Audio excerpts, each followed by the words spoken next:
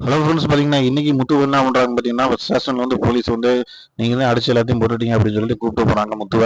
முத்து எவ்வளோ சொல்லி பார்க்குறாரு, எனக்கு இதுக்கு சம்மந்தமே இல்லைங்க. கண்டிப்பா வந்து இந்த பிரச்சனையில வந்து நான் மிரட்ட மட்டும் தான் செய்தேன். அதுவும் எங்கள்ட்ட வந்து 10,00,000 கேட்டு அவங்க மிரட்டற பார்த்துட்டு நான் போய் பேச்சுவார்த்தைக்கு தான் போனேன். மத்தபடி எனக்கு இதுக்கு எந்த சம்மந்தமும் இல்ல அப்படின்னு சொல்லி முத்து எவ்வளோ சொல்லி பார்க்குறாரு.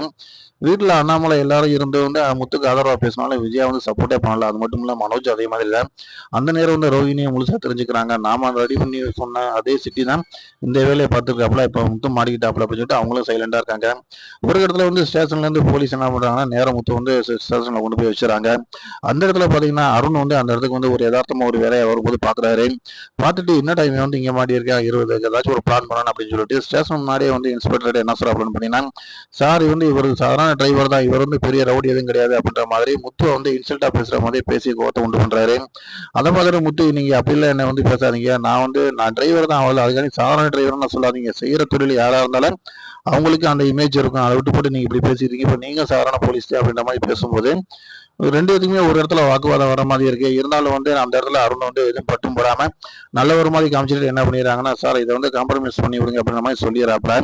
முத்து வந்து அங்க வெயிட் பண்ணி இருக்கும்போது வெளியில வந்து என்ன சொல்றாரு பாத்தீங்கன்னா இன்ஸ்பெக்டர்கிட்ட, நீங்க வந்து குறைஞ்சது ஒரு 3 நாளைக்காச்சும் உள்ள வச்சிருங்க, கிட்டத்தட்ட ஒரு வாரமாச்சும் உள்ள வச்சிருந்தாத்தான் கண்டிப்பா அவன் கொழுப்படங்க அப்படிங்கும்போது, என்னங்க உங்க ரிலேட்டிவ்னு சொன்னீங்க இப்படி சொல்றீங்க அப்படிங்கும்போது, ஆமா சார் உண்மைதான், அவன் ரிலேட்டிவ்னு சொல்றதுக்கு எனக்கு வந்து கேவலமா இருக்கு, அவன் நல்லவனே கிடையாது, அவன் அடிதடி ரவுடி எல்லாமே பண்ணுவான், வேற அந்த வீட்ல இருந்து நான் பொண்ணு எடுத்திருக்கேன் அவ்வளவுதான், வேற ஒண்ணும் இல்ல, அவனுக்கு எனக்கு எந்த டச்சுமே கிடையாது அப்படின்னு சொல்லும்போது, இப்போ இது என்ன பண்ண அப்படின்னு சொன்ன உடனே அதுக்கு அவர் சொல்றாரு, ஸ்டேஷன்ல அவனை வச்சதையும் சார் அவனை திருத்த முடியும், நான் வந்து அவன் திருந்தணுன்றக்காக தான் சொல்றேன், மற்றபடி வந்து அவன் வந்து கெட்டு போகணும் அப்படின்னு நான் ஐடியா பண்ணல அப்படின்ற மாதிரி நல்ல ஒரு மாதிரி இன்ஸ்பெக்டர் மாதிரியும் நம்ம அருண் சொல்லிடுறாப்ப.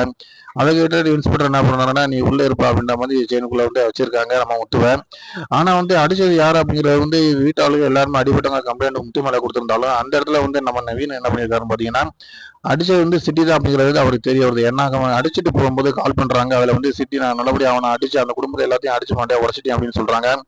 இதெல்லாம் கேட்டுட்டு நிவின் என்ன பண்றாப்புல பாத்தீங்கன்னா, இந்த பிரச்சனை முழுக்க முழுக்க வந்து சிட்டின்ற ஒரு ரவுடி தான் பண்ணியிருக்காரு, ஆனா அது வந்து பாவம் நம்ம முத்தானே மேல பழி விழுந்துருச்சு அப்படின்னு சொல்லிட்டு அதுக்கான முயற்சியை என்ன பண்ணணும் அப்படின்றது வந்து ஐடியா பண்ணிட்டு இருக்காரு. அவர் வந்து மீனாட்ட சொன்னாரா இல்லையா அப்படிங்கிற மாதிரி அடுத்தடுத்து வர இதுல பார்க்கலாம்.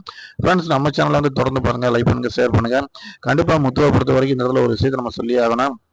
அவர் வந்து இப்ப வரைக்கும் வந்து யாருக்கு எந்த பிரச்சனை இருந்தாலும் போய் முன்னாடி எல்லாமே நல்லதான் பண்ணிட்டு இருக்காரு. ஆனா அவரை பிடிக்காதவங்க இந்த ஊருக்குள்ள இந்த உலகத்துல நிறைய பேர் இருக்காங்க அப்படிங்கிறது உண்மை. அவங்க வந்து அவருக்கே தெரியாம அவருக்கு நிறைய கெடுதல் பண்றாங்க அப்படிங்கும்போது வந்து ரொம்ப மனசு வேதனையா இருக்கு. கண்டிப்பா நம்ம நல்லவங்களா இருக்க வேண்டிய, ஆனா அதுக்காக நம்ம ரொம்ப நல்லவங்களா போயிட்டோம்னா கண்டிப்பா நம்ம அழிக்கிறதுக்கு நம்மளை சுத்தி ஒரு கூட்டம் இருக்கும் அப்படிங்கிறத வந்து நம்ம இதுல இருந்து தெரிஞ்சுக்கலாம்.